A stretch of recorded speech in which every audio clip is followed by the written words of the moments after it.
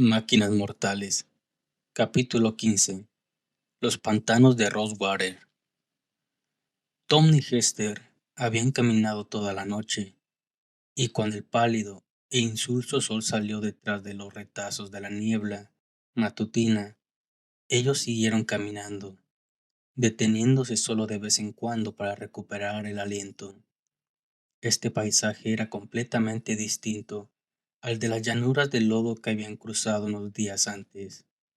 Aquí tenían que hacer constantes rodeos para evitar ciénagas y pozas de agua nauseabunda, y aunque a veces tropezaban y caían las profundas huellas revestidas de hierba por las que habían circulado las antiguas ciudades de extracción, estaba claro que ninguna ciudad había pasado por allí en muchos años.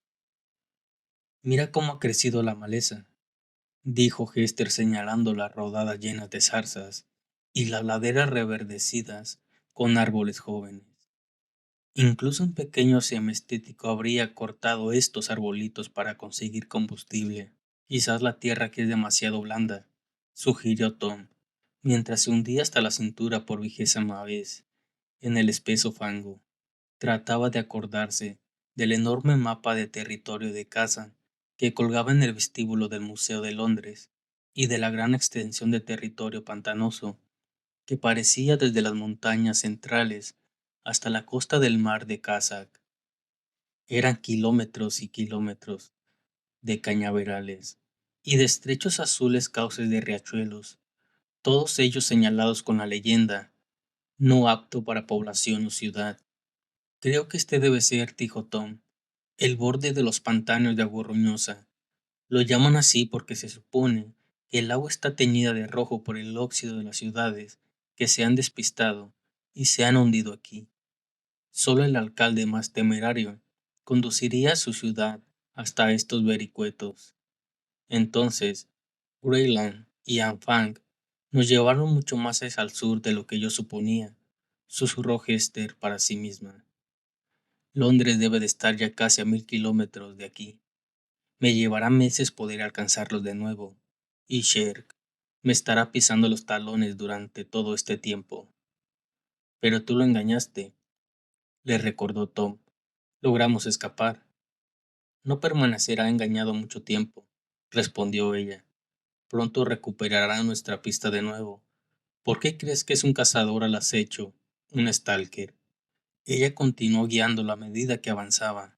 Lo llevaba por las colinas, atravesando senegales y cruzando valles, donde el aire se veía jaspeado por enjambres de moscas que zumbaban y picaban sin tregua.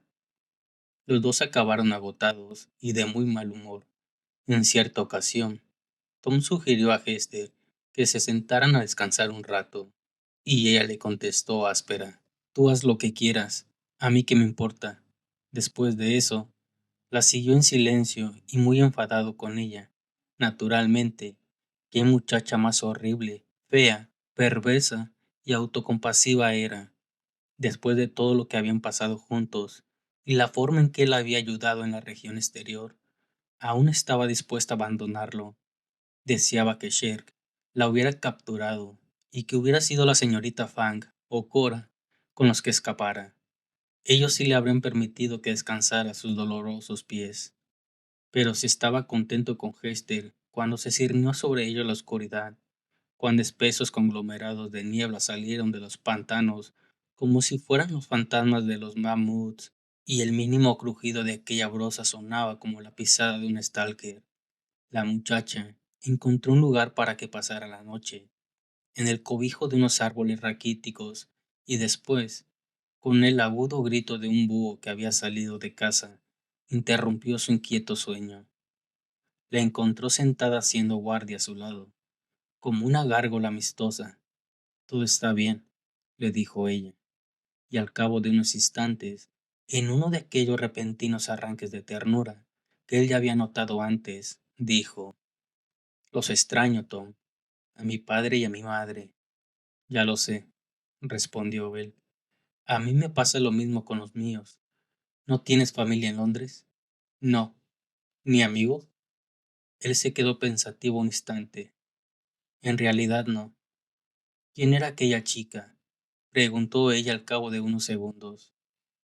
¿Qué? ¿Dónde? En las entrañas. Aquella noche. Contigo y con Valentine. Aquella era Catherine, respondió él. Es, bueno, la hija de Valentine. Hester asintió con la cabeza. Es bonita, dijo. Tras aquello, Tom durmió con mayor tranquilidad, soñando que Catherine venía a rescatarlo en una nave, llevándolo de regreso a la luz de cristal por encima de las nubes.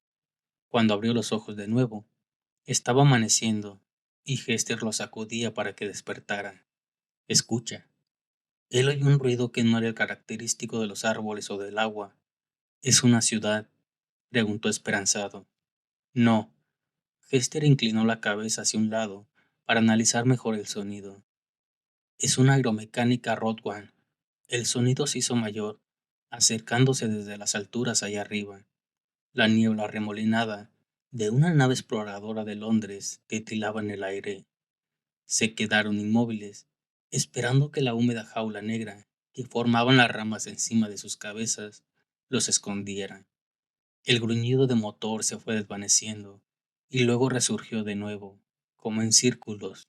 Sherk puede vernos, susurró Hester, mirando hacia la impenetrable niebla blanca. Lo puedo sentir observándonos. No, no, insistió Tom. Si nosotros no podemos ver la nave, ¿cómo puede él vernos a nosotros? Va contra toda lógica. Pero por encima de sus cabezas, allá en lo alto, el hombre resucitado acopló sus ojos al ultrarrojo, pone en funcionamiento sus sensores de calor y ve dos brillantes formas humanas recortándose entre el suave y estático gris de los árboles. Acércame más, ordena. Si puedes verlos ahora tan claramente, refunfuña el piloto de la nave. Es una pena que no pudieras distinguir que aquel maldito globo estaba vacío antes de que nos fuéramos en su persecución por la mitad del territorio de casa. Sherk no dijo nada, porque le tiene que dar explicaciones a este quejumbroso ser rancio solo una vez. Él ya había visto que el globo estaba vacío, tan pronto como empezó a mantenerse entre las nubes, pero había decidido guardarse la información para sí mismo. Estaba encantado con la rápida forma de pensar de Hester Shaw y había decidido dejar que viviera unas horas más como recompensa, mientras que su ingeniero aviador, tan poco dotado intelectualmente, perseguía su globo vacío. Ajusta de nuevo sus ojos a las funciones normales.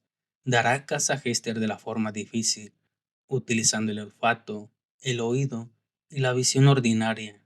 Trae a su cabeza un recuerdo de su rostro y lo mantiene girando en su mente, mientras la nave realiza su inmersión hacia la niebla de abajo. Corre, dijo Hester. La nave se asomó entre la blancura unos kilómetros más allá, dejándose caer al suelo con los rotores batiendo la niebla, como si se tratara de batir huevos. Ella jaló a Tom para sacarlo de ese escondrijo ya inútil y correr por aquel suelo resbaladizo sembrado de raíces de árboles. Blancas manchas de agua salpicaban a cada paso, y un fango negro borboteaba al metérseles en las botas. Corrían a ciegas hasta que Hester se paró de una forma tan brusca que Tom chocó con ella detrás y ambos cayeron al suelo. Se habían movido dibujando un círculo. La nave alzaba justo delante de ellos y una forma gigante les impedía el paso. Dos rayos de pálida luz verde les apuntaban como puñales, redibujando en su trayecto unas gotitas danzarinas de agua en suspensión. Hester, rechinó una voz metálica. Hester buscó a tientas algo que le pudiera servir de arma y agarró un nudoso garrote de madera vieja. No te acerques, Shirk, la avisó. Te machacaré esos preciosos ojos verdes que tienes. Te sacaré los sesos de un golpe. Vamos, chilló Tom, agarrándola del abrigo y tratando de llevársela de allí. ¿A dónde? Preguntó Hester, arriesgando una mirada rápida hacia atrás, donde él estaba.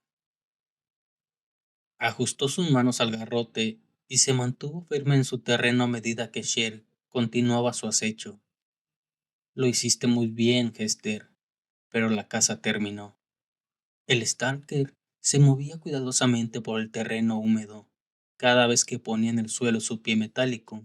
Una espiral de vapor surgía de allí silbando. Elevó las manos inmediatamente. Asomaron de ellas unas cuchillas metálicas como si fueran garras. ¿Qué te hizo cambiar de opinión sobre Londres, Sherk? Le gritó Hester con tono enfadado. ¿Cómo llegaste a convertirte en el ser que le hace los trabajitos raros a Chrome? Tú me llevaste a Londres, Hester. Hizo una pausa, hizo una pausa, y su rostro muerto se ensanchó en una sonrisa de acero. Yo sabía que tú irías allí, y vendí mi colección, y alquilé una nave que consiguiera llegar allí antes que tú. ¿Vendiste tu colección de relojería? La voz de Hester parecía atónita. Cher, si tienes tantos deseos de que volviera, ¿por qué no te limitaste a seguirme y capturarme? Decidí dejar que cruzaras tú solo el territorio de casa, dijo Cher. Era una prueba. ¿La superé? Cher le ignoró. Cuando llegué a Londres, fui conducido directamente al ingeniero, tal como esperaba.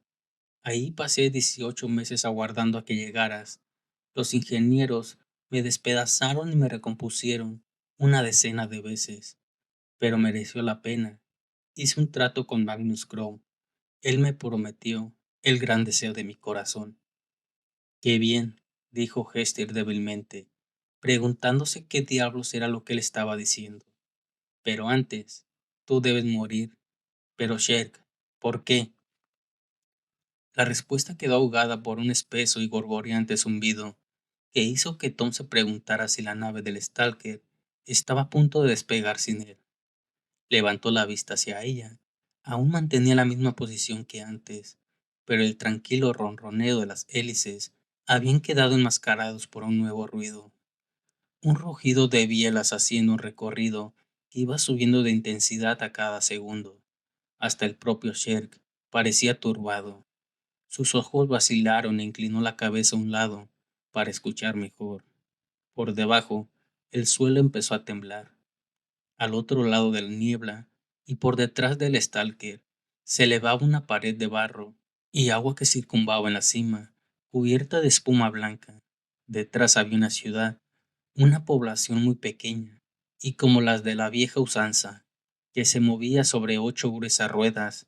Hester se movió hacia atrás y Sherk vio el aspecto de su rostro y giró su cuerpo para ver qué era lo que lo había causado. Tom salió hacia un lado, agarrando a la muchacha por el cuello, y la lanzó hacia una distancia segura. La nave intentaba salir de allí, pero las ruedas de la ciudad, que venía a toda velocidad, la alcanzaron. La hicieron pedazos y enterraron sus trozos ardiendo en el barro. Un instante después, oyeron al Stalker bramar. Hester, mientras la enorme rueda frontal le pasaba por encima y lo aplastaba. Se abrazaron, rodando y rodando, mientras la ciudad bramaba al pasar, convertida en un vertedero de radios y pistones, luz de fuego sobre el metal, minúsculas figuras mirando hacia abajo desde las plataformas de observación, el largo gemido de una sirena repetido por el eco a través de la niebla, y entonces, de la misma y súbita forma en que había aparecido, ya se había ido. El aire apestaba a humo y a metal caliente. Se sentaron. Trozos de la nave se extendían a su alrededor resplandeciendo felizmente al rojo vivo. Donde había estado el Stalker, una profunda rodada se llenaba con rapidez de barro negro centellante. Algo que podía haber sido una mano de hierro sobresalía de aquel resumidero, y una pálida nube de vapor se elevaba hacia el cielo, y, poco a poco, se desvanecía en el aire. ¿Está muerto? Preguntó Tom, con una voz que aún temblaba del susto. Le pasó por encima una ciudad, dijo Hester. Yo no pensaría que se encontrara muy bien. Tom se preguntaba tratando de recordar qué habría querido decir Cher con lo de el deseo de su corazón. ¿Por qué habría vendido su preciosa colección para seguir a Hester si todo lo que quería era matarla? Ya no había forma de saberlo. Y los pobres hombres de esa nave, murmuró. Fueron enviados para ayudarlos a matarnos, Nasworthy, respondió la chica. No malgastes tu piedad con ellos. Se quedaron callados durante un momento mirando hacia la niebla, y luego dijo Tom. Me pregunto de dónde venía tan deprisa. ¿Qué quieres decir? Esa ciudad, respondió Tom. Iba a tanta velocidad. Algo debe estar persiguiéndola. Hester lo miró y con lentitud se fue dando cuenta de lo que él quería decir. Oh, Nikers, esos malditos tratantes, respondió ella. La segunda ciudad estuvo encima de ellos casi de inmediato. Era de mayor tamaño que la primera, con grandes ruedas en forma de barril. Sobre sus mandíbulas abiertas algún bromista había dibujado una sonrisa llena de dientes y las palabras "el comedor feliz". No había tiempo de escapar corriendo de su camino. Esther agarró a Tom esta vez y él la vio gritando algo, pero el alarido del trueno de motores significaba que le llevaría un rato entender lo que fuera. Podemos saltar arriba, haz lo mismo que yo.